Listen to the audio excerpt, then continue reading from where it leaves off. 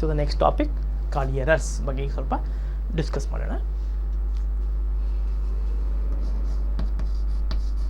ನಾನು ನಿಮಗೆ ಯಾವಾಗಲೇ ಹೇಳಿದೆ, the uncertainty in a very measure ಮಾಡಬೇಕಾದ್ರೆ ನಾವು ಯಾವಾಗಲೂ ನಮಗೆ ಒರಿಜಿನಲ್ ಆಗಿರೋ ಆ ಟ್ರೂ ವ್ಯಾಲ್ಯೂಗೆ ಸಮೀಪನೇ ಬರೋದಿಲ್ಲ, ಸ್ವಲ್ಪ ಆಚೆ ಈಚೆ ಬರ್ತಾ ಇರುತ್ತೆ.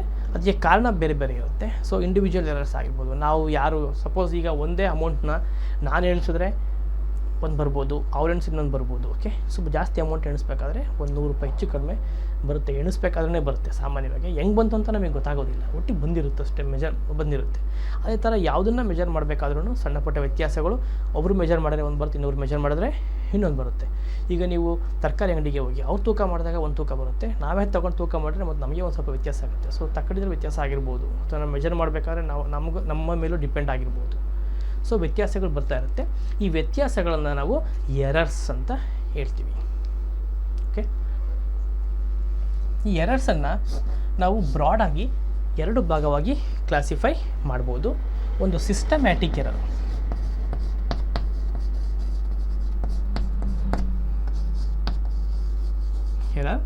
ಇನ್ನೊಂದು ರ್ಯಾಂಡಮ್ ಎರರ್ ಅಂತ ಹೇಳಿ 2 ಭಾಗವಾಗಿ ವಿಂಗಡಿಸ್ಬೋದು. ಸಿಸ್ಟಮ್ಯಾಟಿಕ್ ಎರರ್, ಒಂದು ರ್ಯಾಂಡಮ್ ಎರರ್ ಅಂತ ಹೇಳ್ತೀವಿ. ಏನು ಸಿಸ್ಟಮ್ಯಾಟಿಕ್ ಎರರ್ ಅಂದರೆ ಅಂತ, ಓಕೆ, ಆ ಎರರ್ ಬರುತ್ತಲ್ವ, ಅದಕ್ಕೆ ಕಾರಣ ಗೊತ್ತಿದ್ದರೆ, ಯಾವ ಕಾರಣದಿಂದ ಎರರ್ ಬರ್ತಾ ಇದೆ ಅಂತ ಕಾರಣ ಗೊತ್ತಾದರೆ ಅದನ್ನು ಸಿಸ್ಟಮ್ಯಾಟಿಕ್ ಎರರ್ ಅಂತ ಕರಿತೀವಿ. ಸೊ ಕಾಸ್ ಈಸ್ ನೋನ್ ಅಂತ. ಅಂದರೆ ಕಾಸ್, ಎರರ್ ಬರಲಿಕ್ಕೆ ಕಾರಣ ಗೊತ್ತಿದ್ದರೆ ಅದನ್ನು ನಾವು ಸಿಸ್ಟಮ್ಯಾಟಿಕ್ ಎರರ್ ಅಂತ ಹೇಳ್ತೀವಿ. ರ್ಯಾಂಡಮ್ ಎರರ್ ಅಂದರೆ ಕಾಸ್ ಈಸ್ ಅನ್ನೋನ್. ಕಾಸ್ ಗೊತ್ತಿಲ್ಲ, ಯಾವ ಕಾರಣಕ್ಕೆ ಅಂತ ಗೊತ್ತಿಲ್ಲ. ಸಪೋಸ್ ನಾನು ಆವಾಗಲೇ ನಿಮ್ಗೆ ಉದಾಹರಣೆ ಕೊಟ್ಟೆ, ನಿಮಗೆ ಅಮೌಂಟ್ ಕೊಟ್ಟರೆ ಒಂದು 10,000 ರೂಪಾಯಿ, 100 ರೂಪಾಯಿದು ಒಂದು 10,000 ರೂಪಾಯಿ ಕೊಟ್ಟರೆ ಎಣಿಸ್ಬೇಕಾದ್ರೆ 10,000 ರೂಪಾಯಿನೇ ಬರಲ್ಲ, 9,900 ಬಂದುಬಿಡ್ತದೆ, ಅಥವಾ 10,100 ರೂಪಾಯಿ ಬಂದುಬಿಡುತ್ತೆ. ಹೆಂಗೆ ಬಂತು ಅಂತ ಗೊತ್ತಾಗಲ್ಲ, ಯಾಕೆ ಬಂತು ಗೊತ್ತಿಲ್ಲ ಆಯ್ತಲ್ಲ, ಇದಕ್ಕೆ ಕಾರಣ ಗೊತ್ತಿಲ್ಲ. ಸೊ ಅಂಥದ್ದನ್ನೇ ಅಂತ ಕರಿತೀವಿ ರ್ಯಾಂಡಮ್ ಎರರ್ ಅಂತ ಹೇಳ್ತೀವಿ ಆಯ್ತಲ್ಲ. ಸೊ ಕೆಲವೊಂದಕ್ಕೆ ಕಾರಣ ಗೊತ್ತು. ಸಪೋಸ್ ಒಂದು ತಕ್ಕಡಿ ಫಿಸಿಕಲ್ ಬ್ಯಾಲೆನ್ಸು ಹೀಗೆ ಇಟ್ಕೋತಾರೆ, ಹೀಗೆ ಇಟ್ಕೊಂಡಾಗ 2 ಸಮ ಇರೋದಿಲ್ಲ, ಒಂದು ಸ್ವಲ್ಪ ಹೀಗೆ ಬರುತ್ತೆ, ಎರರು ಹೀಗೆ ಆಗಿದೆ. ಸೊ ಬ್ಯಾಲೆನ್ಸಲ್ಲಿ ವ್ಯತ್ಯಾಸ ಆಗಿದೆ, ಕಾರಣ ಗೊತ್ತು, ಅದನ್ನು ನಾವು ಸಿಸ್ಟಮ್ಯಾಟಿಕ್ ಎರರ್ ಅಂತ ಹೇಳ್ತೀವಿ. ಆ ಸಿಸ್ಟಮ್ಯಾಟಿಕ್ ಎರರನ್ನು ಸರಿಪಡಿಸ್ಬೋದು. ಹೇಗೆ? ಈಗ ಸಪೋಸ್ ಒಂದು ಹೀಗೆ ಇದೆ ಅಂತ ಸ್ವಲ್ಪ ಮೇಲೆ ಒಂದು ಕೆಳಗಡೆ ಬಂದುಬಿಟ್ಟಿರ್ತದೆ, ಈ ಮೇಲೆ ಹೋಗಿರುತ್ತಲ್ವ, ಅಲ್ಲಿಗೆ ಒಂದು ಸಣ್ಣ ಕಲ್ಲು ಹಾಕ್ತಾರೆ, ಅಥವಾ ಒಂದು ಯಾವುದೋ ಒಂದು ತರಕಾರಿ ಹಾಕ್ತಾರೆ, ಮೇಲೆ ಹಾಕಿದಾಗ ಬ್ಯಾಲೆನ್ಸ್ ಆಗುತ್ತೆ. ಬ್ಯಾಲೆನ್ಸ್ ಆದಮೇಲೆ ಈಗ ಅದನ್ನು ಫರ್ದರ್ ತೂಕ ಮಾಡಲಿಕ್ಕೆ ಉಪಯೋಗಿಸ್ಬೋದು. ಮೀನ್ಸ್ ದೇ ಆ್ಯಡೆಡ್ ಸಮಥಿಂಗ್ ಅಲ್ವಾ, ಒಂದು ತೂಕವನ್ನು ಆ್ಯಡ್ ಮಾಡಿ ಅದನ್ನು ಬ್ಯಾಲೆನ್ಸ್ ಮಾಡಿ ಉಪಯೋಗಿಸ್ಬೋದು. ಯಾವುದಕ್ಕೆ? ಸಿಸ್ಟಮ್ಯಾಟಿಕಲ್ಲಿ ಆ ರೀತಿ ಮಾಡ್ಬೋದು. ರ್ಯಾಂಡಮಲ್ಲಿ ಆ ರೀತಿ ಮಾಡೋಕ್ಕಾಗುತ್ತಾ? ಕಾಸೇ ಗೊತ್ತಿಲ್ಲ ನಮಗೆ. ಈಗ ನೋಟ್ ಎಣಿಸ್ಬೇಕಾದ್ರೆ ನಮಗೆ ಯಾಕೆ ಮಿಸ್ಟೇಕ್ ಆಯಿತು ಅಂತಲೇ ಗೊತ್ತಾಗಲಿಲ್ಲ, ಬಟ್ ಒಂದು 100 ರೂಪಾಯಿ ಹೆಚ್ಚು 100 ರೂಪಾಯಿ ಕಡಿಮೆ ಬಂದುಬಿಡುತ್ತೆ, ಗೊತ್ತಾಗೋದಿಲ್ಲ. ಸೊ ಅಂಥದ್ದನ್ನು ಸರಿಪಡಿಸೋದು ಹೇಗೆ ಅಂತಂದರೆ ರಿಪೀಟಿಂಗ್ ದ ಮೆಜರ್ಮೆಂಟ್ಸ್ ಅಂತ. ಮೆಜರ್ಮೆಂಟ್ಸನ್ನು ಎಷ್ಟು ರಿಪೀಟ್ ಮಾಡ್ತೀವೋ ಅಷ್ಟು ನಮಗೆ ಅಕ್ಯುರಸಿ ಸಿಗ್ತಾ ಹೋಗುತ್ತೆ. ಸೊ ಮೆಜರ್ಮೆಂಟನ್ನು ರಿಪೀಟ್ ಮಾಡೋದು, ಪುನಃ ಎಣಿಸೋದು. ಒಂದು ಸಲ ಎಣಿಸೋದ್ವಾ 100 ರೂಪಾಯಿ ಕಡಿಮೆ, ಇನ್ನೊಂದು ಸರಿ ಎಣಿಸೋದು, 100 ರೂಪಾಯಿ ಜಾಸ್ತಿ ಬಂದು ಇನ್ನೊಂದು ಸರಿ ಎಣಿಸೋದು. ಸೊ ಒಂದು 5 ಟೈಮ್ಸ್ 6 ಟೈಮ್ಸ್ ಎಣಿಸಿದಾಗ ನಮಗೆ ಸಪೋಸ್ ಅದರಲ್ಲಿ 3 ಸಲ ನಮ್ಗೆ 10,000 ಬಂದರೆ ಮೇ ಬಿ 3 ಸಾವಿರ 10,000 ಬಂದಿದೆಯಲ್ಲ ಇರ್ಬೋದು ಅಂತ ಒಂದು ಲೆಕ್ಕಾಚಾರ ಬರುತ್ತೆ. So by repeating, okay, cause is known, cause is unknown. Cause is known, cause ಗೊತ್ತಿದೆಯಲ್ವಾ, ಅದನ್ನು ಹೇಗೆ ಕರೆಕ್ಟ್ ಮಾಡ್ಬೋದು? Correcting by adding or subtracting. Some addition ಅಥವಾ ಸಬ್ಸ್ಟ್ರಾಕ್ಷನ್ ಮಾಡೋದ್ರ ಮುಖಾಂತರ ಆ್ಯಡ್ ಅಥವಾ ಸಬ್ಸ್ಟ್ರಾಕ್ಟ್ ಮಾಡೋದ್ರ ಮುಖಾಂತರ ಕರೆಕ್ಟ್ ಮಾಡ್ಕೋಬೋದು. ಅಂದರೆ ಏನು, ಎರರ್ ಗೊತ್ತಾದರೆ ಆ ಎರರನ್ನು ನಾವು ಕೊನೆಗೆ ಸಬ್ಸ್ಟ್ರಾಕ್ಟ್ ಮಾಡ್ಕೊಬೋದು, ಅಥವಾ ಸ್ವಲ್ಪ ಆ್ಯಡ್ ಮಾಡಿಕೊಂಡು ಕರೆಕ್ಟ್ ಮಾಡ್ಕೋಬೋದು. ಕಾಸ್ ಗೊತ್ತಿಲ್ವಲ್ಲ, ಅದನ್ನು ಹೇಗೆ ಅಂದರೆ increasing the number of measurements. ಹೇಗೆ? ಇನ್ಕ್ರೀಸಿಂಗ್ ದ ಮೆಜರ್ಮೆಂಟ್ಸನ್ನು ಇನ್ಕ್ರೀಸ್ ಮಾಡೋದು. ಸೊ ರಿಪೀಟಿಂಗ್ ದ, ಓಕೆ, ಮೆಜರ್ಮೆಂಟ್ಸನ್ನು ರಿಪೀಟ್ ಮಾಡೋದ್ರ ಮುಖಾಂತರ, ಅಥವಾ ಟೇಕಿಂಗ್ ಮೋರ್ ರೀಡಿಂಗ್ಸ್ ಅಂತ ಹೇಳ್ತೀವಿ. ತುಂಬ ಹೆಚ್ಚು ರೀಡಿಂಗ್ಸ್ ತೊಗೊಳೋದ್ರ ಮುಖಾಂತರ ಅದನ್ನ ಮಿನಿಮೈಸ್ ಮಾಡ್ಬೋದು ಅಥವಾ ಅವಾಯ್ಡ್ ಮಾಡ್ಬೋದು. ರ್ಯಾಂಡಮ್ ಎರರ್ಸನ್ನು ಮಾಡ್ಬೋದು. ಆಯ್ತಲ್ಲ, ಈಗ ನಿಮಗೆ ಒಂದು ಐಡಿಯಾ ಬಂದಿದೆ ಎರರ್ಸ್ ಅಂದರೆ ಏನು, ಅದರಲ್ಲಿ ಸಿಸ್ಟಮ್ಯಾಟಿಕ್ ಎರರ್ಸು ಅಂದರೆ ಮೀನಿಂಗ್ ಏನು, ರ್ಯಾಂಡಮ್ ಎರರ್ಸ್. ಸಿಸ್ಟಮ್ಯಾಟಿಕ್ ಹೆಂಗೆ ಬಂತು? ಸಿಸ್ಟಮ್ಯಾಟಿಕ್ ಅಂತ ಯಾವುದನ್ನು ಕರಿತೀವಿ ನಾವು? ಯಾವುದರ ಕಾರಣ ಗೊತ್ತಿದೆಯೋ. ಎರರ್ ಯಾಕೆ ಬರ್ತಿದೆ ಅಂತ ನಮಗೆ ಗೊತ್ತಿರುತ್ತೆ ಮೊದಲೇ. ಓಕೆ, ಸಪೋಸ್ ಒಂದು ಮೀಟರ್ ಸ್ಕೇಲ್ ತೊಗೊತೀವಿ, ಸೌದೋಗ್ಬಿಟ್ಟಿರುತ್ತೆ ಮೀಟರ್ ಸ್ಕೇಲ್, ಒಂದು ಮಿಲಿಮೀಟರ್ ಸೌದೋಗ್ಬಿಟ್ಟಿರ್ತದೆ. ಅವಾಗೇನು ಮಾಡ್ತೀವಿ, ಮೆಜರ್ ಮಾಡಬೇಕಾದ್ರೆ ಮೆಜರ್ ಮಾಡಿಬಿಟ್ಟು 1 ಮಿಲಿಮೀಟ್ರ್ ಸೌದೋಗಿದೆ, 1 ಮಿಲಿಮೀಟ್ರ್ ಆ್ಯಡ್ ಮಾಡ್ಕೊಂಬಿಡೋಣ, ಅವಾಗ ಸರಿ ಹೋಗುತ್ತೆ ಅಂತೇಳಿ ಮೆಜರ್ ಮಾಡಿಬಿಟ್ಟು 1 ಮಿಲಿಮೀಟ್ರ್ ಆ್ಯಡ್ ಮಾಡ್ಕೊತೀವಿ, ಸರಿ ಮಾಡ್ಕೊಬೋದು. ಸೊ ಓಕೆ, ಅದನ್ನು ಸಿಸ್ಟಮ್ಯಾಟಿಕ್ ಎರರ್ಸು. ರ್ಯಾಂಡಮ್ ಎರರ್ಸ್ ಅಂದ ತಕ್ಷಣ ಕಾಸೇ ಗೊತ್ತಿಲ್ಲ, ಯಾವ ಕಾರಣಕ್ಕೆ ಬರುತ್ತೆ ಅಂತ ಗೊತ್ತಿಲ್ಲ. ಪರ್ಸನ್ ಟು ಪರ್ಸನ್ ಆಲ್ಸೋ ವ್ಯತ್ಯಾಸ ಆಗ್ಬೋದು, ಆಯ್ತಲ್ಲ. ಸೊ ಅದನ್ನೇ ಅಂತ ಕರಿತೀವಿ. ಈಗ ನಾನು ತೂಕ ಹೇಳಿದೆ ಉದಾಹರಣೆ, ತೂಕ ಮಾಡಬೇಕಾದ್ರೆ ಒಬ್ಬೊಬ್ಬರು ತೂಕ ಮಾಡಿದ್ರೆ ಒಂದೊಂದು ತೂಕ ಬರ್ತಾ ಇರುತ್ತೆ, ವ್ಯತ್ಯಾಸ ಆಗ್ತಾ ಇರುತ್ತೆ. So again it is human error. ಹಾಗಾಗಿ ಅದನ್ನು ಸರಿ ಮಾಡಬೇಕು ಅಂದರೆ ರಿಪೀಟಿಂಗ್ ದ ಮೆಜರ್ಮೆಂಟ್ಸ್ಗಳನ್ನ ರಿಪೀಟ್ ಮಾಡಬೇಕು, ಆವಾಗ ನಮಗೆ ಅದನ್ನು ಸರಿ ಮಾಡ್ಕೋಬೋದು. So this is the broad classification of errors.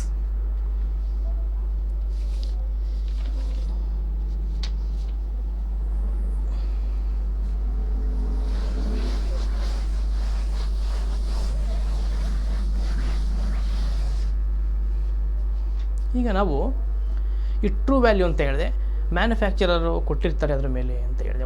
ಒಂದು ಮೀಟರ್ ಅಂತ ಕೊಟ್ಟಿರ್ತಾರೆ. ಸಪೋಸ್ ಅವ್ರು ಮ್ಯಾನುಫ್ಯಾಕ್ಚರರು ಯಾವ ಥರ ನಿರ್ಧರಿಸ್ತಾರೆ ಇದು ಟ್ರೂ ವ್ಯಾಲ್ಯೂ ಅಂತೇಳಿ, ಅವ್ರಿಗೆ ನಿರ್ಧರಿಸ್ತಾರೆ ಹೇಗೆ ಏನಂತ ಅಂದಾಗ, ಅಥವಾ ನಮಗೆ ಗೊತ್ತಿಲ್ಲ ಅಂತಂದಾಗ ನಾವೇಗೆ ನಿರ್ಧರಿಸಬೇಕು. ಮ್ಯಾನುಫ್ಯಾಕ್ಚರರ್ ಕೊಟ್ಟಿರೋದಿಲ್ಲ, ಅವಾಗ ನಾವೇಗೆ ನಿರ್ಧರಿಸಬೇಕು ಟ್ರೂ ವ್ಯಾಲ್ಯೂ ಯಾವುದು ಅಂತ. ಯಾವ್ದಾದ್ರು ಒಂದು ವಸ್ತುವಿನ ಆ್ಯಕ್ಚುಯಲ್ ಲೆಂತ್ ಅಥವಾ ಆ್ಯಕ್ಚುಯಲ್ ಮಾಸ್ ಏನು ಅಂತ ನಾವೇಗೆ ನಿರ್ಧರಿಸಬೇಕು ಅಂತಂದರೆ, ನಾವು ರೀಡಿಂಗ್ಸ್ ತೊಗೋಬೇಕು, ಮೋರ್ ನಂಬರ್ ಆಫ್ ರೀಡಿಂಗ್ಸ್, ಒಂದು 5 ರೀಡಿಂಗು ಅಥವಾ 10 ರೀಡಿಂಗ್ ತೊಗೋಬೇಕು. ಓಕೆ, ತೊಗೊಂಡು ಅದಕ್ಕೊಂದು ಮೀನ್ ಕಂಡುಹಿಡಿಬೇಕು. ಮೀನನ್ನು ತಗೊಂಡಾಗ ಆ ಮೀನ್ ಏನಿದೆಯಲ್ಲ ಅದನ್ನು ನಾವು ಟ್ರೂ ವ್ಯಾಲ್ಯೂ ಅಂತ ಕರಿತೀವಿ. Okay, suppose let us take some 5 readings.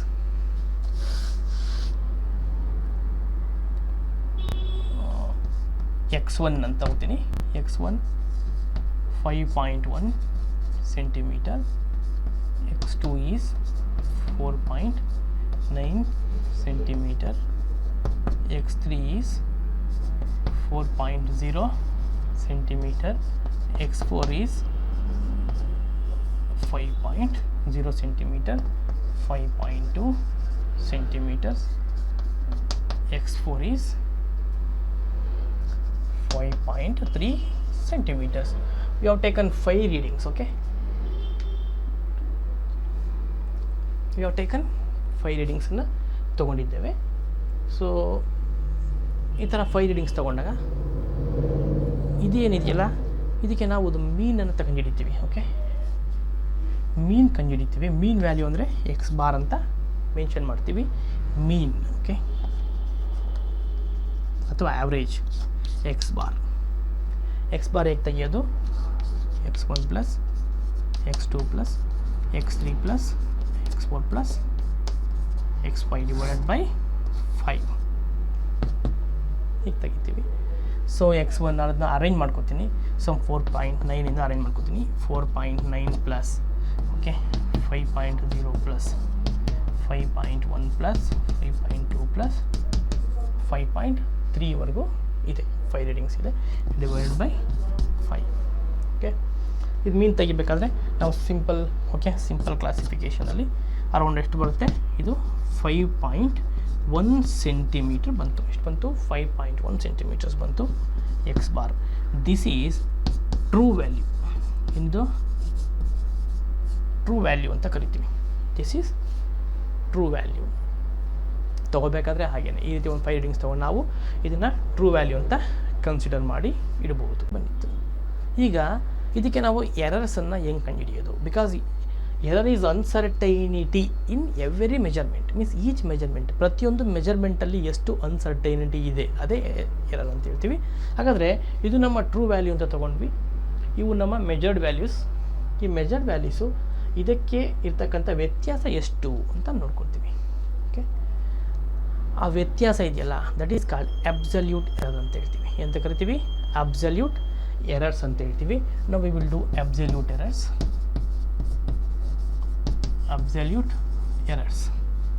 Absolute ಎರರನ್ನು ನಾವು ಡೆಲ್ಟಾ ಎಕ್ಸ್ ಅಂತ ಮೆನ್ಷನ್ ಮಾಡ್ತೀವಿ. Delta x is equals to true value ಇದೆಯಲ್ಲ ಇದನ್ನು ನಾವು ಎಕ್ಸ್ ಬಾರ್ ಅಂತ ಕರಿತೀವಿ. ಈ mean value minus your readings are x1 x2 whatever it is x ಅಂತ ತಗೋತೀನಿ. ಇವು ಮೆಜರ್ಡ್ ವ್ಯಾಲ್ಯೂಸ್ ಎಕ್ಸ್, ಇದು ಮೀನ್ ವ್ಯಾಲ್ಯೂ. ಮೀನ್ ವ್ಯಾಲ್ಯೂನಲ್ಲಿ ಮೆಜರ್ಡ್ ವ್ಯಾಲ್ಯೂಸನ್ನು ಕಳೀತಾ ಹೋಗೋದು, ವ್ಯತ್ಯಾಸ ಡಿಫ್ರೆನ್ಸ್ ತೊಗೊಳ್ಳೋದು. ಡಿಫ್ರೆನ್ಸ್ ತೊಗೊಂಡ್ರೆ okay, that difference gives me absolute error. Suppose reading 1 ಅಂತ ತೊಗೊಂಡಾಗ ಡೆಲ್ಟಾ x1 ಅಂತ ತೊಗೊಂಡ್ರೆ ಎಷ್ಟಾಗುತ್ತೆ? ಟ್ರೂ ವ್ಯಾಲ್ಯೂ 5.1 ಅಲ್ವಾ? 5.1 ಮೈನಸ್ 4.9 ಇದೆ, ಎಷ್ಟಾಯಿತು? 0.2 ಆಯಿತು. 0.2 centimetres delta x1. Similarly delta x2 ಎಷ್ಟಾಗುತ್ತೆ? 5.1ನಲ್ಲಿ 5.0 ಎಷ್ಟಾಯಿತು? 0.1. ಡೆಲ್ಟಾ x3 5.1ನಲ್ಲಿ 5.1 ಕಳಿತೀನಿ, 0 ಬಂತು. ಡೆಲ್ಟಾ x4 ಅಂದರೆ 5.1ನಲ್ಲಿ 5.2 ಕಳಿತೇನೆ, ಮೈನಸ್ 0.1 ಬಂತು. ಡೆಲ್ಟಾ x5 ಅಂದರೆ 5.1ನಲ್ಲಿ 5.3 ಮೈನಸ್ 0.2 ಬರುತ್ತೆ. ಸೊ ವ್ಯತ್ಯಾಸಗಳು ಈ ರೀತಿ ಬಂತು. 0.2, 0.1, 0, ಮೈನಸ್ 0.1, ಮೈನಸ್ 0.2 ಈ ರೀತಿ ಬಂತು. ಸೊ ಇವೆಲ್ಲ ಏನು? Absolute errors. Delta x1 absolute, okay, error in the measurement 1, absolute error in measurement 2, absolute error measurement 3, ಇದರ ಅಬ್ಸಲ್ಯೂಟ್ ಎರರ್ ಅಂತ ಕರಿತೀವಿ. ಈಗ ನಾವು ಈ ಅಬ್ಸಲ್ಯೂಟ್ ಎರರ್ಸ್ ಇದೆಯಲ್ಲ, ಇದಕ್ಕೆ ಮೀನ್ ತೆಗಿತೀವಿ. That is called mean absolute error ಅಂತ ಹೇಳ್ತೀವಿ. ಮೀನ್ ಅಬ್ಸಲ್ಯೂಟ್ ಎರರ್, ಮೀನ್ ಅಬ್ಸಲ್ಯೂಟ್ ಎರರ್, ಇದನ್ನು ಡೆಲ್ಟಾ ಎಕ್ಸ್ ಬಾರ್ ಅಂತ ಡಿನೋಟ್ ಮಾಡ್ತೀವಿ. Delta X bar is again delta x1 plus delta x2 plus delta x3. ಆದರೆ ಅದರ ಮಾಡ್ಯುಲಸ್ ತೊಗೋಬೇಕು. ಅದರ ವ್ಯಾಲ್ಯೂಸ್ ನೆಗೆಟಿವ್ಸ್ ಇಲ್ಲಿ ಪಾಸಿಟಿವ್ಸ್ ಮಾಡಿಕೊಂಡು ನಾವು ಮೀನ್ ತೆಗಿಬೇಕಾಗ್ತದೆ. So modulus of delta x1 plus modulus of delta x2 plus so on last modulus of delta x5 divided by 5 ಅಂತ ಹೇಳ್ತೀವಿ. ಈ ರೀತಿ ಮಾಡಬೇಕು. ಈ ರೀತಿ ಮಾಡಿದಾಗ ನಮ್ಗೆ ಎಷ್ಟು ಬರುತ್ತೆ? ಈಗ ನೋಡಿ, 0.2, 0.1 ಎಲ್ಲ ಇದೆ. ಆ್ಯಡ್ ಮಾಡಿದ್ರೆ 0.2 ಪ್ಲಸ್ 1 0.3, 0.3 ಪ್ಲಸ್ 1 0.4 ಪ್ಲಸ್ 2 0.6 ಎಷ್ಟಾಯಿತು? 0.6. 0.6 by 5. Think you can't see this.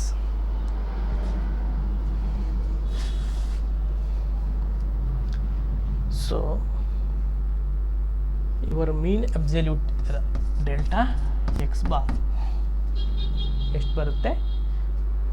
ಇದೆಲ್ಲ ಇದಕ್ಕೆ ಆವ್ರೇಜ್ ತೆಗೆದ್ರೆ, ಈ 5 ವ್ಯಾಲ್ಯೂಸ್ಗೆ ಆವ್ರೇಜ್ ತೆಗೆದ್ರೆ ನಿಮಗೆ 0.6 ಬೈ 5 ಬರುತ್ತೆ. 4, 5, 6 ಎಸ್ 0.6 ಬರುತ್ತೆ. ಇದನ್ನು ಡಿವೈಡ್ ಮಾಡಿದ್ರೆ ನಿಮ್ಗೆ ಏನು ಬರುತ್ತೆ? 0.12 ಬರುತ್ತೆ centimetres. This is called mean absolute error ಅಂತ ಹೇಳ್ತೀವಿ. ಎಂತ ಕರಿತೀವಿ? Mean absolute error. This is okay. So ನಮಗೆ ಟ್ರೂ ವ್ಯಾಲ್ಯೂ ಎಷ್ಟು ಬಂತು? ಎಕ್ಸ್ ಬಾರ್ ಬಂತು.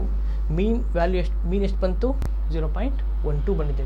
ಮೀನ್ಸ್ ಡೆಲ್ಟಾ x1 ಅಂತ delta x1 by x bar ಅಂತ ತಗೊಳ್ಳೋಣ. Okay, delta x1 by x bar. So individual error ಏನಿದೆ when compare to the mean value, okay, that is fractional error ಅಂತ ಹೇಳ್ತೀವಿ. This fractional error when multiplied by 100 will become percentage error. ಈ ರೀತಿ fractional error ಮತ್ತು percentage error ಅಂತಲೂ ಮುಂದೆ ಬರುತ್ತೆ. So ಅದ್ರ ಬಗ್ಗೆ ಒಂದೆರಡು ಎಕ್ಸಾಂಪಲ್ಸ್ ತೊಗೊಂಡ್ಮೇಲೆ ನಾವು ಕಂಟಿನ್ಯೂ ಮಾಡ್ಬೋದು. Okay, errors.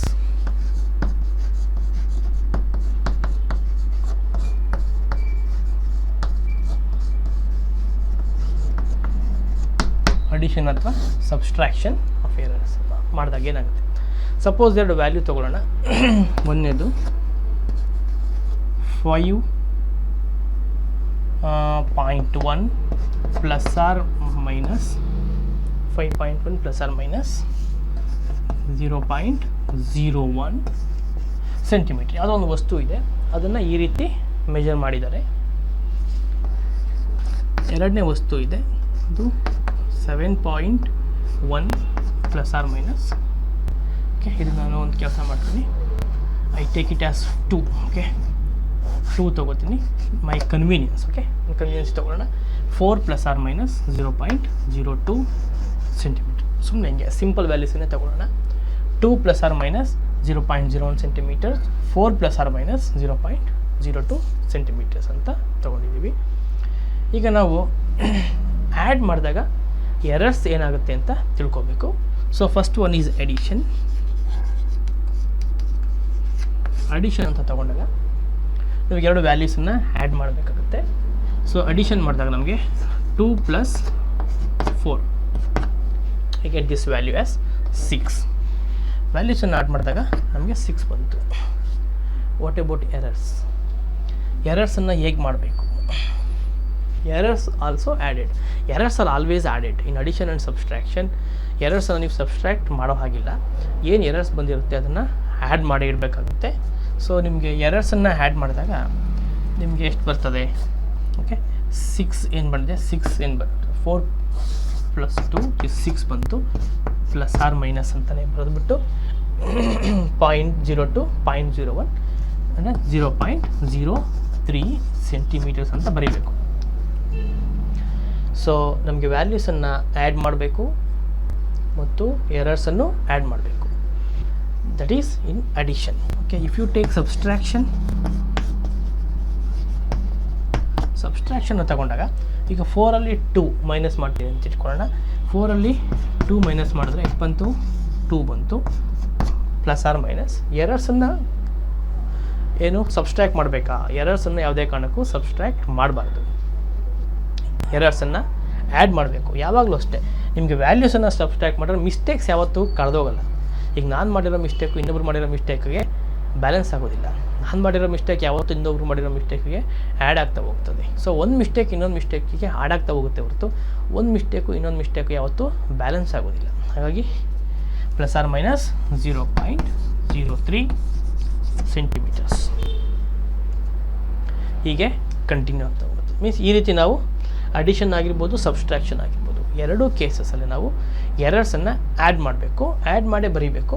ಅಂದರೆ ಇಲ್ಲಿ ವ್ಯಾಲ್ಯೂಸ್ ಹೆಂಗೆ ಓದಬೇಕು ಅಂದರೆ, ಇವಾಗ ಸಪೋಸ್ ಇದು 2 ಇದೆ, ಈ ಒಂದು ವ್ಯಾಲ್ಯೂಸ್ ಮೆಜರ್ಮೆಂಟ್ 2 ಅಂತ ಮಾಡಿದ್ದಾರೆ, ಅದರಲ್ಲಿ ಇಷ್ಟು ವ್ಯತ್ಯಾಸ ಇರ್ಬೋದು ಅಂತಲೂ ಅವರು ಬರೆದಿರ್ತಾರೆ. ಎಷ್ಟು ವ್ಯತ್ಯಾಸ ಎರರ್ ಎಷ್ಟಿರ್ಬೋದು ಅಂತ ಮೆಜರ್ಮೆಂಟ್ ಮಾಡಬೇಕಾದ್ರೆ, ಯಾವುದೇ ಮೆಜರ್ ಮಾಡಬೇಕಾದ್ರೆ ಎರರ್ ಬಂದೇ ಬರುತ್ತೆ. ಸೊ ಎರರು ಈ ಪ್ಲಸ್ ಆರ್ ಮೈನಸ್ 0.01 ಜಾಸ್ತಿ ಇರ್ಬೋದು ಅಥವಾ 0.01 ಕಡಿಮೆ ಇರ್ಬೋದು ಅಂತ. ಕೊನೆಗೆ ನಾವು ಅದು ಆ್ಯಡ್ ಮಾಡಿದಾಗ ಏನಾಗುತ್ತೆ, ಇದು 0.01 ಸೆಂಟಿಮೀಟ್ರಷ್ಟು ಎರರ್ ಇರ್ಬೋದು, ಇದಕ್ಕೆ 0.02 ಎರರಷ್ಟು ಸೆಂಟಿಮೀಟ್ರಷ್ಟು ಎರರ್ ಇರ್ಬೋದು ಅಂತಂದರೆ ಅವೆಲ್ಲರೂ ಆ್ಯಡ್ ಮಾಡಿದಾಗ ಬರ್ತಕ್ಕಂಥ ವ್ಯಾಲ್ಯೂಗೆ 0.03 ಅಷ್ಟು ಎರರ್ ಇರ್ಬೋದು ಅಂತ ಆಗುತ್ತೆ. ಇದ್ದೀವಿ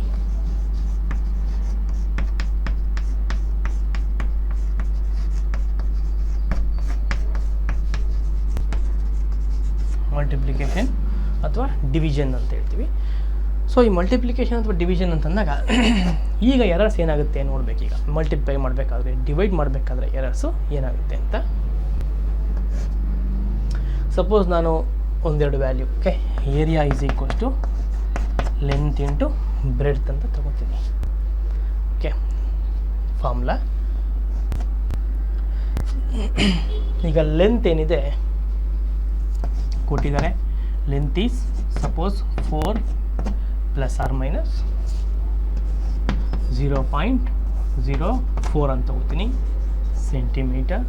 ಬ್ರೆಡ್ತ್ ಕೊಟ್ಟಿದ್ದಾರೆ 2 ಪ್ಲಸ್ ಆರ್ ಮೈನಸ್ 0.02 ಸೆಂಟಿಮೀಟರ್ಸ್ ಈ ರೀತಿ ಕೊಟ್ಟಿದ್ದಾರೆ. ನನಗೆ ಏರಿಯಾ ಬೇಕು.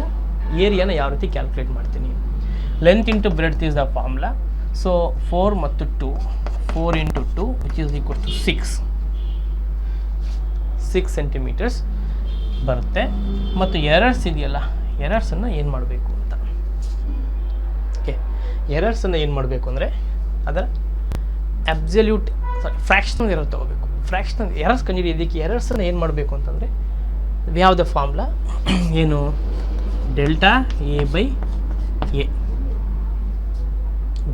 By A which is equals to delta L by L plus delta B by B ಅಂತ ಬರ್ಕೋಬೇಕು. Is the formula. ಓಕೆ, ಅಂದರೆ fractional error in the area is equal to fractional error in the length plus fractional error in the breadth ಅಂತ ತಗೋತೀವಿ. Fractional error in length, fractional error in breadth. ನಾನು ಆವಾಗಲೇ ಹೇಳಿದ್ದೆ, ಈ ratio ಏನಂತ ಕರಿತೀವಿ, fractional error ಅಂತ ಕರಿತೀವಿ. Delta L is absolute error in length. Okay, delta L is absolute error in the length. ಇದು ಎಲ್ ಅಂದರೆ ಟ್ರೂ ವ್ಯಾಲ್ಯೂ ಅಥವಾ ಮೀನ್ ವ್ಯಾಲ್ಯೂ ಅಂತ ಹೇಳ್ತೀವಿ. ಸೊ ಈಗ ನಮಗೆ ಎಷ್ಟು ಬರುತ್ತೆ, delta A divided by what is A is 6. What is delta L? ಎಲ್ಲಿದೆ ಎಲ್ ಅಂದರೆ ಇದು L plus or minus delta L, B plus or minus delta B ಅಂತ ತಿಳ್ಕೊತೀವಿ. ಇದು delta L delta B. So delta L ಎಷ್ಟಿದೆ, 0.04 divided by what is length is 4 plus delta B ಎಷ್ಟಿದೆ, 0.02 divided by what is B is 2. ಈ ರೀತಿ ಬರ್ಕೋಬೇಕು. ಈಗ ನಿಮಗೆ ಎಷ್ಟು ಬರುತ್ತೆ, 4422 ಮೀನ್ಸ್ 0.01 ಪ್ಲಸ್ 0.01 0.02 ಬರುತ್ತೆ. ಎಷ್ಟು ಬರುತ್ತೆ, 0.02. Delta A by 6 is that much. What about delta A? So ಅದನ್ನು ನೋಡಿದ್ರೆ delta A is 6 into 0.02 which is equal to 0.12 ಆಗುತ್ತೆ. ಡೆಲ್ಟಾ ಎಷ್ಟಾಗುತ್ತೆ, 0.12. ನಮಗೆ ಡೆಲ್ಟಾ ಎ ಸಿಕ್ಕೋಯ್ತು ಮತ್ತು ಎ ಸಿಕ್ಕೋಯ್ತು. ನಾವು our result is I write it here, can you see? ಅಥವಾ A is our area is ಎಷ್ಟು ಬರುತ್ತೆ, 6 plus or minus 0.12 centimetre square ಬರುತ್ತೆ. ಬಿಕಾಸ್ ಏರಿಯಾಗೆ formula centimetre square. Okay, so ಈ ರೀತಿ ಬರಿತೀವಿ. ಅಂದರೆ ಏನು ಮಾಡಿದ್ವಿ ನಾವೀಗ, ಫಾರ್ಮುಲಾದ ಮುಖಾಂತರ ಟ್ರೂ ವ್ಯಾಲ್ಯೂಸನ್ನು ನಾವು ಮಲ್ಟಿಪ್ಲೈ ಮಾಡ್ತೀವಿ. Length into breadth formula use ಮಾಡ್ಕೊಂಡು ನಾವು ಟ್ರೂ ವ್ಯಾಲ್ಯೂಸನ್ನು ಮಲ್ಟಿಪ್ಲೈ ಮಾಡ್ತೀವಿ. ಆದರೆ ಎರರ್ಸ್ ಏನು ಮಾಡ್ತೀವಿ, ಫ್ರ್ಯಾಕ್ಷನಲ್ ಎರರ್ಸನ್ನು ಆ್ಯಡ್ ಮಾಡ್ತೀವಿ. ಫ್ರ್ಯಾಕ್ಷನಲ್ ಎರರ್ಸನ್ನು ಆ್ಯಡ್ ಮಾಡಿ ನಾವು ಡೆಲ್ಟಾ ಎನ ಕಂಡುಹಿಡ್ಕೋತೀವಿ. ಆ ಡೆಲ್ಟಾ ಏನಾಗೆ ಈ ರೀತಿ ಬರ್ಕೋತೀವಿ. ಅಂದರೆ area 6 plus or minus 0.12 centimetre square ಆಗಿರುತ್ತೆ. ಸೊ ಇದು ಒನ್ ಎಕ್ಸಾಂಪಲ್ಲು. ನಾವು will move to the division. Okay, ಅದು ಮಲ್ಟಿಪ್ಲಿಕೇಶನಲ್ಲಿ ಇನ್ನೊಂದು ತೋರಿಸೋಣ, ಇನ್ನೊಂದು ಥರನೂ ಬರ್ಬೋದು.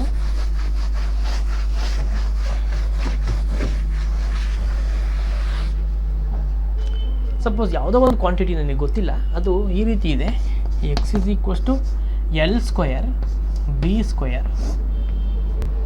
ಮಲ್ಟಿಪ್ಲಿಕೇಶನ್ ಅಲ್ವಾ, ಸಾಕು, ಇಷ್ಟೇ ಸಾಕು. L square plus L square into B square ಅಂತ ಇಟ್ಕೊಳ್ಳೋಣ. Okay, X is equals to L square into B cube ಇದೆ ಅಂತ ಇಟ್ಕೊಳ್ಳೋಣ. L square into B cube ಈ ರೀತಿ ಇದೆ ಒಂದು ಫಾರ್ಮುಲಾ ಅಂತ ಇಟ್ಕೊಳ್ಳೋಣ. ಇಂಥ ಕೇಸಲ್ಲಿ ಎರರ್ಸು ಏನಾಗುತ್ತೆ ಅಂತ ನೋಡೋಣ. ಸಪೋಸ್ ನಾವು ಎಲ್ ಈಸ್ ಅಗೇನ್ ಏನು 2 ಪ್ಲಸ್ ಆರ್ ಮೈನಸ್ 0.02 ಅಂತ ತೊಗೋತೀನಿ. ಬಿ ಏನಿದೆ 4 ಪ್ಲಸ್ ಆರ್ ಮೈನಸ್ 0.04 ಅಗೇನ್ ಸೆಂಟಿಮೀಟರ್ಸಲ್ಲೇ ತೊಗೊಳ್ತೀನಿ. ಇಂಥ ಕೇಸಲ್ಲಿ ವಾಟ್ ಈಸ್ ಎಕ್ಸ್ ಅದನ್ನು ಕಂಡುಹಿಡಿಬೇಕು. ಈಗ ಇಂಥ ಕೇಸಲ್ಲಿ ಏನು ಮಾಡಬೇಕು ನಾವು, very simple. So X is equals to ಏನಾಗುತ್ತೆ, ಎಲ್ ಸ್ಕ್ವಯರ್ ಅಂದರೆ 2 ಸ್ಕ್ವಯರ್ ಇಂಟು ಬಿ 4 ಸ್ಕ್ವಯರ್ ಎಷ್ಟಾಯಿತು, 4 ಇಂಟು 16 64 ಅಂದರೆ 64 ಆಯಿತು. ಓಕೆ, ಒಟ್ಟು ಎಕ್ಸ್ ಈಸ್ 64 64 ಆಯಿತು. ಬಟ್ ಬರಿಬೇಕಾದ್ರೆ ನಾವು along with this we have to take errors also.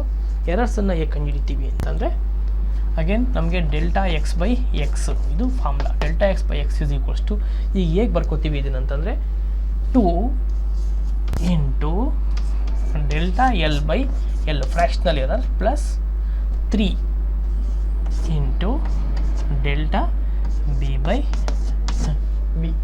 Okay, ಹೀಗೆ ಬರ್ಕೋತೀವಿ ನೋಡಿ.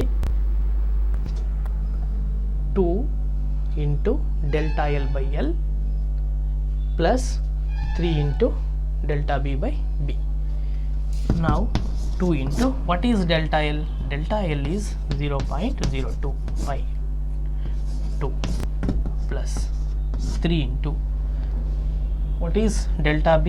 0.04 divided by what is B? B is 4. ಹಾಗೆ ನಾವಾಗಲೇ ನಾವು ಮಾಡಿದ್ವಿ, ಈ 0.01 ಬರುತ್ತೆ, ಅದು 0.01 ಬರುತ್ತೆ ಗೊತ್ತಿದೆ. ಸೊ 0.01 ಇಂಟು 2 ಎಷ್ಟಾಗುತ್ತೆ? 0.02 ಪ್ಲಸ್ 3 ಇದೆ ಇಂಟು 0.0 ಎಷ್ಟಾಗುತ್ತೆ? 0.03 ವಿಚ್ ಈಸ್ 0.05 ಬರುತ್ತೆ. ಸೊ ಬರೀಬೇಕಾದ್ರೆ X is 64 plus or minus 0.05 and unit is okay. ಇದಕ್ಕೆ ಕಾಂಪ್ಲಿಕೇಟೆಡ್ ಆಗುತ್ತೆ ಯೂನಿಟ್ಸು, ಸೊ ನಾನು ಬರೆಯೋಕ್ಕೆ ಹೋಗೋದಿಲ್ಲ. ಮೇ ಬಿ ನಿಮ್ಗೆ ಅರ್ಥ ಆಗಲಿ ಅಂತ ಉದಾಹರಣೆ ಕೊಟ್ಟೆ ಅಷ್ಟೇ ಇಲ್ಲಿ. Okay, so 64 plus or minus 0.05. So multiplication ಟೈಮಲ್ಲಿ ಓಕೆ ಸ್ಕ್ವೇರ್ಸ್ ಅಥವಾ ಕ್ಯೂಬ್ಸ್ ಅಥವಾ ಏನೇ ಬಂದ್ರೂ ನಿಮಗೆ, ಅಥವಾ minus L to the power of -2 B to the power of -5 ಏನೇ ಬರಲಿ ಅದನ್ನು ಹೀಗೆ ಫಾರ್ಮುಲಾದಲ್ಲಿ ಅಡ್ಯಾಪ್ಟ್ ಮಾಡಿಕೊಂಡು ಬರೀಬೇಕಾಗತ್ತೆ. Okay, we will take an example for division also. ಒಂದು ಡಿವಿಷನ್ ಮಾಡೋಣ, ನಿಮಗೆ ಇನ್ನೂ ಕ್ಲಿಯರಾಗಿ ಅರ್ಥ ಆಗುತ್ತೆ.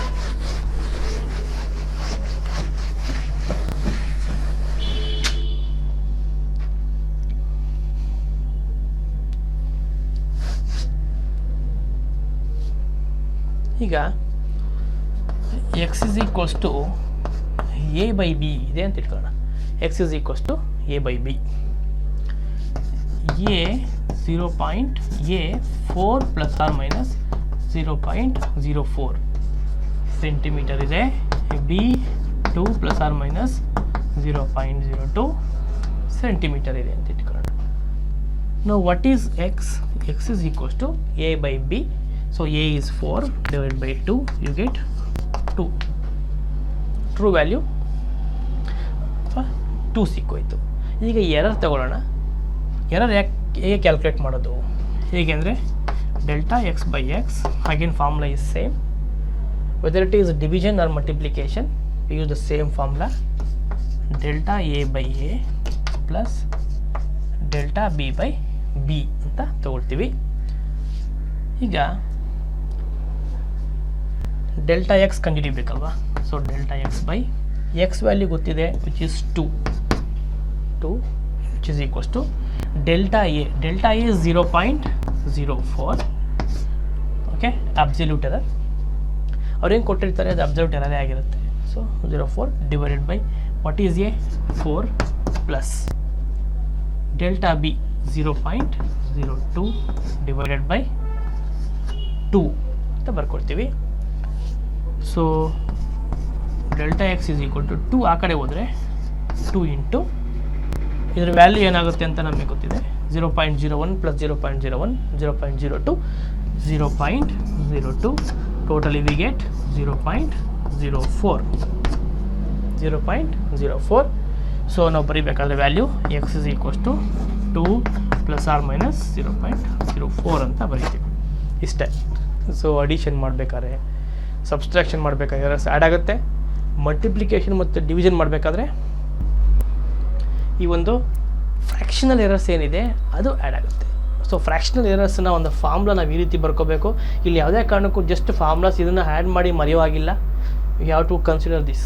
ಡೆಲ್ಟಾ ಎಕ್ಸ್ ಬೈ ಎಕ್ಸಲ್ಲಿ ಎಕ್ಸ್ ಇರುತ್ತೆ, ಎಕ್ಸಿಂದ ಮಲ್ಟಿಪ್ಲೈ ಮಾಡೋದನ್ನು ಮರಿಬಾರ್ದಷ್ಟೇ. ಮಲ್ಟಿಪ್ಲೈ ಮಾಡ್ಕೊಂಡಾಗಲೇ ವ್ಯಾಲ್ಯೂ ಸಿಗುತ್ತೆ. ನೀವು ಬರೀ ಔಷಧದಲ್ಲಿ ಡೆಲ್ಟಾ ಎಕ್ಸ್ ಬೈ ಎಕ್ಸ್ ಸುಲಭ ಇದೆಯಲ್ವಾ, 0.01 0.01 0.02 ಅಂತ ಬರೆದ್ಬಿಟ್ರೆ ತಪ್ಪಾಗುತ್ತೆ. ಇದನ್ನು ನೀವು ಮಲ್ಟಿಪ್ಲೈ ಮಾಡ್ಕೊಂಡಾಗಲೇ ಅದಕ್ಕೆ ಒಂದು ವ್ಯಾಲ್ಯೂ ಬರುತ್ತೆ. Okay, so even in division also powers ಇದ್ದರೆ ಮಲ್ಟಿಪ್ಲೈ ಮಾಡ್ಕೋಬೇಕು. ಅಲ್ಲಿ ಎ ಸ್ಕ್ವೇರ್ ಇದ್ದರೆ 2 into delta A by A ಆ ಥರ. ಪವರ್ಸ್ ಇದ್ದರೆ ಪವರ್ಸ್ನ ಯಾವತ್ತು ಮಲ್ಟಿಪ್ಲೈ ಮಾಡಿಕೊಂಡೆ. ಇಲ್ಲಿ ಮಲ್ಟಿಪ್ಲಿಕೇಶನಲ್ಲಿ ಯಾವ ಥರ ಬರ್ಕೊಂಡ್ವೋ ಡಿವಿಷನಲ್ಲೂ ಆ ರೀತಿಯೇ ಬರ್ಕೋತೀವಿ. ನ್ಯೂಮರೇಟರ್ ಡಿನಾಮಿನೇಟರ್ ಇದೆ ಅಂತೇಳಿ ಅಲ್ಲಿ ಮೈನಸ್ ಏನು ಬರೋದಿಲ್ಲ, ಪ್ಲಸ್ಸೇ ಬರುತ್ತೆ. Okay, now we will move on to the next topic called significant figures.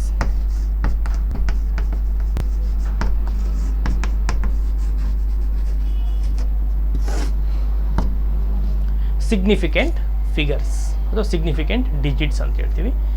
ಯಾವುದಾದ್ರು ಒಂದು ವ್ಯಾಲ್ಯೂ ಕೊಟ್ಟರೆ ಅದರಲ್ಲಿ ಎಷ್ಟು ಸಿಗ್ನಿಫಿಕೆಂಟ್ ಡಿಜಿಟ್ಸ್ ಇರುತ್ತೆ ಅಂತ ತಿಳ್ಕೊಳ್ಳೋದು. ಈಗ ಇದರ ಮಹತ್ವ ಏನಪ್ಪ ಅಂತಂದರೆ, suppose if you take one example ಈಗ ಯಾವುದೋ ಒಂದು ಮೆಜರ್ಮೆಂಟು 24.1 ಸೆಂಟಿಮೀಟರ್ ಅಂತ ಒಂದು ಮೆಜರ್ಮೆಂಟ್ ಇದೆ ಅಂತ ಇಟ್ಕೊಳ್ಳೋಣ. ಇದ್ರೆ ಇಲ್ಲಿ 24 ಅಂತಕ್ಕಂಥದ್ದು ಮಿಸ್ಟೇಕ್ ಆಗಲಿಕ್ಕೆ ಸಾಧ್ಯ ಇಲ್ಲ. 24 ಅಂತಕ್ಕಂಥದ್ದು ಯಾರು ಮೆಜರ್ ಮಾಡೋದು 24ಗೆ ಬರೋ ಸಾಧ್ಯತೆ ಇರ್ತದೆ.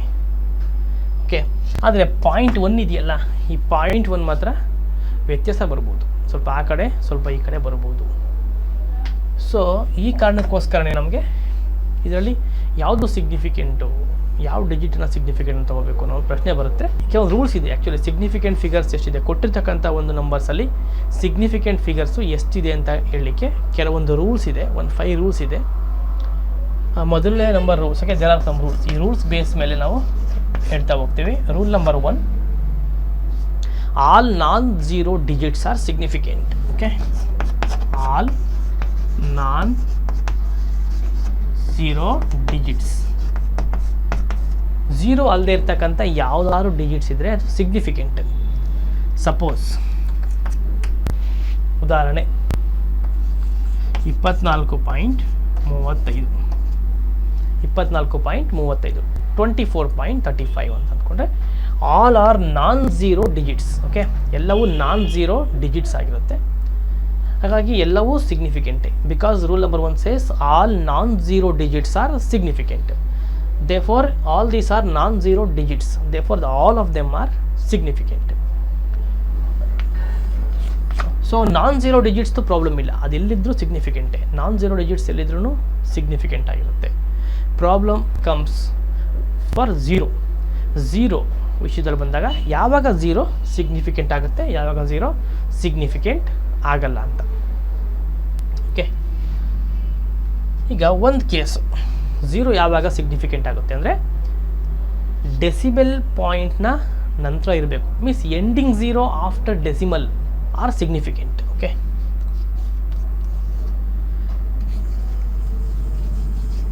Ending zeros after decimal are significant. ಅಂದರೆ ಝೀರೋ ಎಂಡಿಂಗಲ್ಲಿರಬೇಕು. ಸಪೋಸ್ ಒಂದು ನಂಬರ್ನ ಎಂಡಿಂಗಲ್ಲಿತ್ತು ಅಂತ ಇಟ್ಕೊಳ್ಳೋಣ.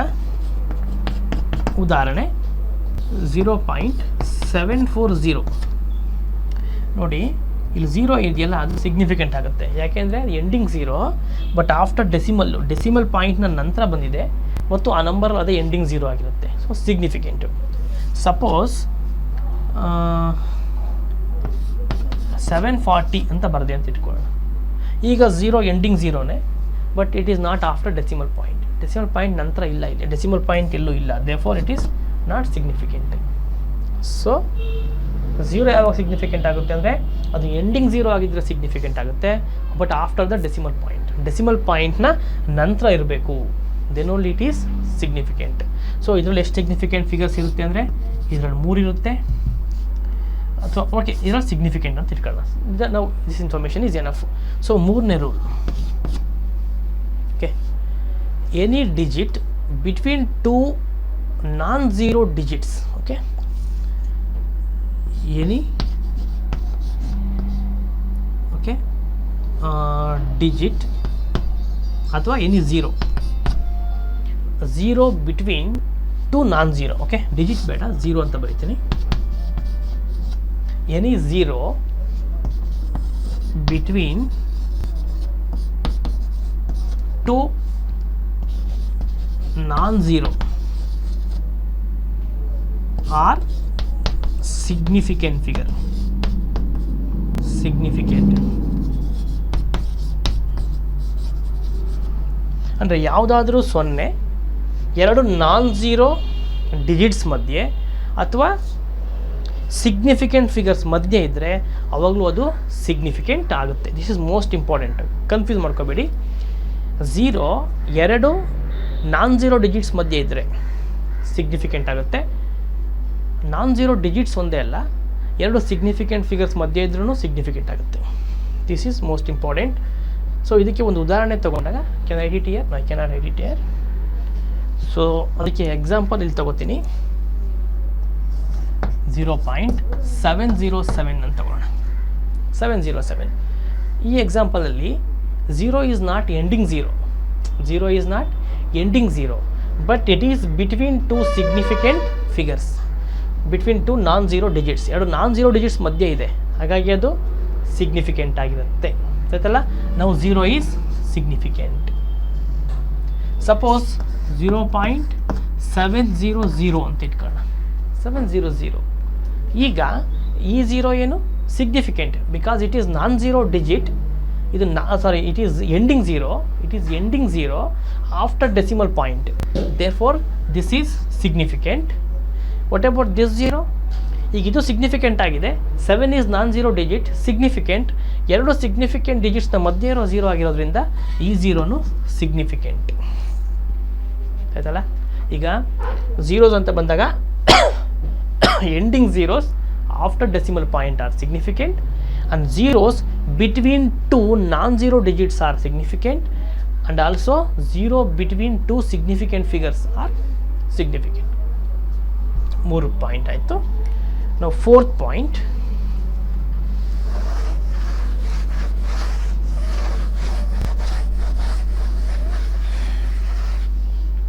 fourth rule, initial zeros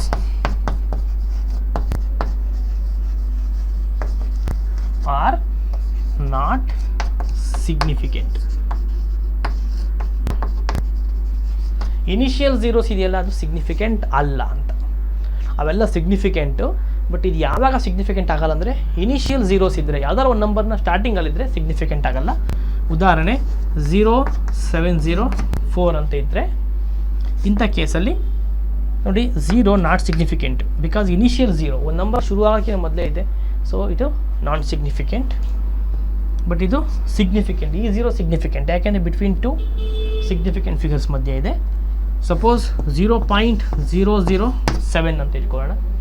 ಈಗ ಇವೆರಡೂ ಸಹ ಏನು initial zeros, therefore they are not significant. Initial zeros after decimal ಇದೆ, ಡೆಸಿಮಲ್ ಪಾಯಿಂಟ್ ನಂತರ ಇದೆ, but they are initial zeros, therefore they are not significant. Okay, so ಈ ರೀತಿ ನಾವು ಇನಿಷಿಯಲ್ ಝೀರೋಸ್ ಎಲ್ಲೇ ಇರಲಿ ಅದನ್ನು ನಾವು ನಾಟ್ ಸಿಗ್ನಿಫಿಕೆಂಟ್ ಅಂತ ಕನ್ಸಿಡರ್ ಮಾಡ್ತೀವಿ. Last rule, 5th rule. Okay, if you take a constant, ಯಾವ್ದಾದ್ರು ಒಂದು ಕಾನ್ಸ್ಟೆಂಟ್ ತೊಗೊಂಡ್ರೆ, in case of constants like pi ಅಂತ ತಗೊಳ್ಬೋದು, ಇನ್ನು ಯಾವ್ದಾರು ಒಂದು ಕಾನ್ಸ್ಟೆಂಟ್ ಆಗಿರ್ಬೋದು. ಯಾವ್ದಾದ್ರು ಕಾನ್ಸ್ಟೆಂಟ್ ತೊಗೊಂಡ್ರೆ infinite number of significant figures ಇರುತ್ತೆ. ಎಷ್ಟಿರುತ್ತೆ? Infinite significant